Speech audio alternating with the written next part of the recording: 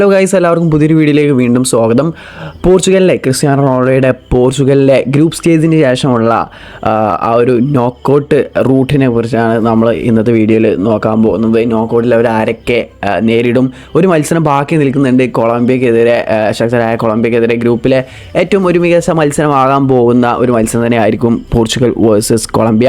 അപ്പോൾ അതിൽ ആര് വിജയിക്കും അവരായിരിക്കും ആ ഗ്രൂപ്പിലെ ടോപ്പറായിട്ടുണ്ടാവുക. കൊളംബിയയെ സംബന്ധിച്ച് ഒരു ഡ്രോ കിട്ടിയാൽ പോലും അവർ ടോപ്പായിട്ട് ഫിനിഷ് ചെയ്യും. അവർ 2 മത്സരം DR കോങ്കോക്കെതിരെയും അതുപോലെ തന്നെ ഉസ്ബെക്കിസ്ഥാനെതിരെയും വിജയിച്ചാണ് വരുന്നത്. പോർച്ചുഗലിന് എല്ലാവർക്കും അറിയാം, ആദ്യ മത്സരം DR കോങ്കോക്കെതിരെ ഒരു മോശം പെർഫോമൻസ് തന്നെ അവിടെ സമനിലയിലാണ് കളി അവസാനിച്ചത്. രണ്ടാമത്തെ മത്സരത്തിൽ എല്ലാ വിമർശനങ്ങൾക്കും അതീതമായ ഒരു റിപ്ലൈ തന്നെ കൊടുത്തൊരു ടീം വർക്കോടെ അവർ 5-0 എന്ന സ്കോറിൽ ഒരു വമ്പൻ വിജയം തന്നെ കരസ്ഥമാക്കി തിരിച്ച് വന്നിട്ടുണ്ട്. അപ്പം ഇനി കൊളംബിയക്കെതിരെയും ആ ഒരു പെർഫോമൻസ് തന്നെ ടീമിൻ്റെ ഭാഗത്തുനിന്ന് വരുമെന്നാണ് എല്ലാവരും പ്രതീക്ഷിക്കുന്നത്. ക്രിസ്ത്യാനോ റൊണാൾഡോയൊക്കെ 2 ഗോളൊക്കെ സ്കോർ ചെയ്ത് ആ ഫോമിലേക്ക് തിരിച്ചു വന്നിട്ടുണ്ട്. ബട്ട് ഉസ്ബെക്കിസ്ഥാൻ അതുപോലെ DR കോങ്കോയെ പോലെയല്ല കൊളംബിയ ഗ്രൂപ്പിലെ ഒരു ടോപ്പ് ടീമാണ്. കൊളംബിയ എല്ലാവർക്കും അറിയാവുന്നതാണ്, സൗത്ത് അമേരിക്കൻ വമ്പന്മാർ തന്നെയാണ് കൊളംബിയ. ലൂയിസ് ഡിയാസും ഹാമിസ് റോഡ്രിഗസും ഒക്കെ അടങ്ങുന്ന നല്ലൊരു ടീമാണ് കൊളംബിയ. അപ്പോൾ അവർക്കെതിരെയുള്ള മത്സരം ആയിരിക്കും പോർച്ചുഗലിൻ്റെ നോക്കൗട്ട് സ്റ്റേജ് എളുപ്പമാക്കുന്നതും അതുപോലെ ടഫസ്റ്റ് റൂട്ടാക്കുന്നതും. അപ്പോൾ അത് നോക്കുകയാണെങ്കിൽ പോർച്ചുഗൽ ഇപ്പോൾ ഗ്രൂപ്പിൽ കൊളംബിയക്കെതിരെ ലാസ്റ്റ് മത്സരം വിജയിക്കുകയാണെങ്കിൽ പോർച്ചുഗലിനെ സംബന്ധിച്ച് ക്വാർട്ടർ ഫൈനൽ വരേക്ക് ഈസിയസ്റ്റ് ആയിട്ടുള്ള ഒരു ഒപ്പോണൻറ്റ് തന്നെ ആയിരിക്കും ഉണ്ടാവുക. റൗണ്ട് ഓഫ് 32-ൽ പരാഗ്വേ പോലെയുള്ള ടീമിനെ ആയിരിക്കും നേരിടാനുള്ള ഒരു ചാൻസ്, അല്ലെങ്കിൽ മറ്റു എക്വഡോർ, അങ്ങനെ വേറെ ഏതൊക്കെ ടീം വരാനുള്ള ചാൻസ് ഉണ്ട്. ഇതിപ്പോഴും ഒരു തീരുമാനമായിട്ടില്ല. ലാസ്റ്റ് ഗ്രൂപ്പ് സ്റ്റേജ് മത്സരങ്ങൾ തീരുന്നതനുസരിച്ച് നമുക്കൊരു കൃത്യമായ ഒരു കണക്ക് കിട്ടുള്ളൂ. അവിടെ പല രീതിയിലും മാറ്റങ്ങൾ അങ്ങോട്ടും ഇങ്ങോട്ടും വരാം ഈ 3rd പ്ലേസ് ടീമുകളുടെ കാര്യത്തിൽ.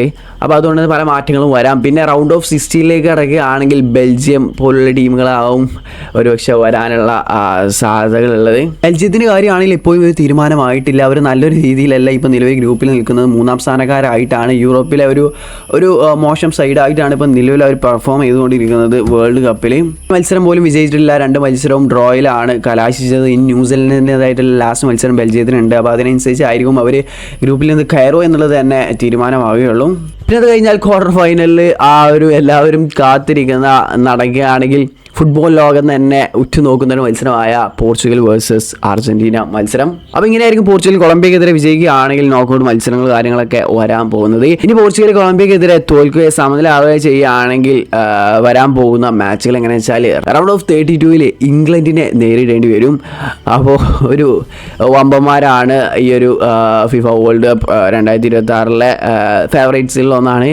അതുപോലെ അടുത്തത് റൗണ്ട് ഓഫ് 60ലേക്ക് വരികയാണെങ്കിൽ അനദർ വേൾഡ് കപ്പ് ഫേവറേറ്റ്സുകളായ സ്പെയിന്. പിന്നെ അത് മറികടന്ന് പോവുകയാണെങ്കിൽ അടുത്തത് വരാൻ പോകുന്നത് അടുത്ത വമ്പന്മാരായ ഫ്രാൻസ് ക്വാർട്ടർ ഫൈനലിൽ. അപ്പോൾ വീണ്ടും ഫേവറേറ്റ്സ് ആയ വേൾഡ് കപ്പ് അടിക്കാൻ ഫേവറേറ്റ്സ് ആയിട്ടുള്ള ഈ 3 ടീമുകളാണ് നിരയായിട്ട് വരുന്നത്. അപ്പോൾ ഇത്രയും ടഫസ്റ്റ് റൂട്ടായിരിക്കും പോർച്ചുഗൽ ഡ്രോയോ ലോസ് ആവുകയാണെങ്കിൽ കൊളംബിയക്കെതിരെ ലഭിക്കാൻ പോകുന്നത്. അപ്പോൾ എല്ലാം കൊളംബിയക്കെതിരെ മത്സരം പോലെ ഇരിക്കും. അപ്പോൾ എങ്ങനെയായാലും പോർച്ചുഗലിനെ സംബന്ധിച്ച് കൊളംബിയക്കെതിരെയുള്ള മത്സരം ഒരു നോക്കൗട്ട് മത്സരം പോലെ തന്നെ എടുക്കേണ്ടതാണ്.